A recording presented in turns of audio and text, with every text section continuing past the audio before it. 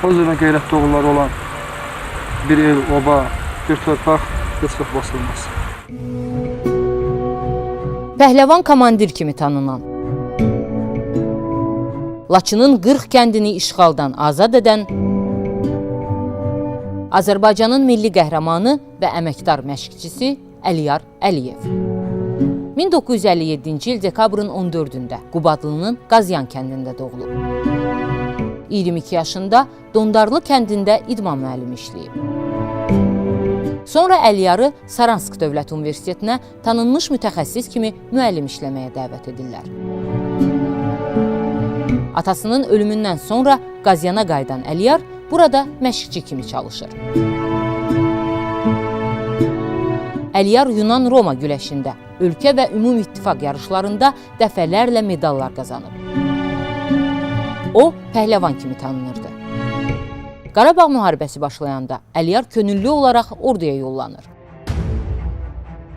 Ermənilər Qubadlının strateji əhəmiyyətini başa düşürdülər. Ona görə burada təxribatlar törətməyə başlamışdılar. Əliyar Əliyev könüllülərdən ibarət dəstə yaradır. Batalyonda idmançılar Bərgüşad futbol komandasının üzvləri döyüşür. Qoca Kəpəz biraz cavab ver. Bu tabor cəmaat arasında pəhləvanlar taboru kimi tanınırdı. 05 sağa bir mərmi. Mən istəyirəm uran vursun, mən istəyirəm uran vursun. Əliyar taborun kəşfiyyat bölməsinin komandiri olur. Sonradan isə taborun rəhbərliyi ona həvalə olunur. O, Başarat, Susuzdağ, suarası mövqelərini ələ keçirərkən fərqlənir. Xocalı soyqırımından bir neçə gün sonra Gorusda erməniləri ağır itkilərə məruz qoyur. Tez trvoqa verirsən, hamı qalxır ayağa, sərhəddi keçən kimi vurursunuz. Necə başa düşdün, qəbul? 1992-ci il aprelin 16-sında ermənilər Qubadlının sərhəd kəndlərinə hücuma keçir. Əliyar bundan xəbər tutaraq onları mühasirəyə alır. 11 erməni əskərini öldürərək meyitlərini Azərbaycanlı əsirlərə dəyişir. 1992-ci ilin iyunun 24-də 3 vertolyot Qubadlını bombalamağa gəlir. Əliyarın döyüşçüləri həmin vertolyotları vurub salır. Şurnuxu əməliyyatında isə ermənilərin postunu darmadağın edirlər.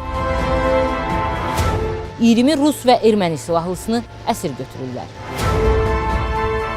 Nəyim var? Allah Məhəmməd yəni, qacar müşahidə elə.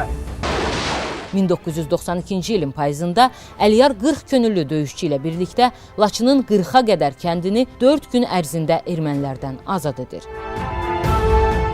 1992-ci il oktyabrın 3-də Laçının 2 kilometrliyində tikanlı zəmi yüksəkliyi uğrunda döyüşdə Əliyar və sürücüsü Əli Sadat Ağayev şəhid olurlar. Əliyar Əliyev Qəzyan kəndində dəfn olunur. Ölümünün 40-cı günündə abidəsinin açılışı olur. Açılışda Azərbaycan bayrağını Əliyarın oğlu qaldırır. Hazırda Əliyar Əliyevin oğlu Emin Əliyev Azərbaycan ordusunda xidmət edir.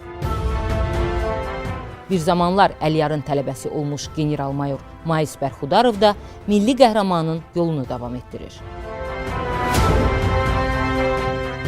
Hər çətinlikdə gözümün qabağında onu canlandırdım. Mən şəhid olmuş bir milli qəhrəmana söz verdim. O vaxtdan bir bayrağın üstünə qələbə sözü yazmışam və arzu eləmişəm ki, o bayrağı İnşallah Laçın koridorunda, harada ki Əliyar Əliyev şəhid olub, məhz həmin yerdə sandırsın o qələbə bayrağı. İki döyüşdə göstərdiniz, nümunəvi xidmətə görə batalyonun komandanlığı adından sizə təşəkkürümü bildirirəm.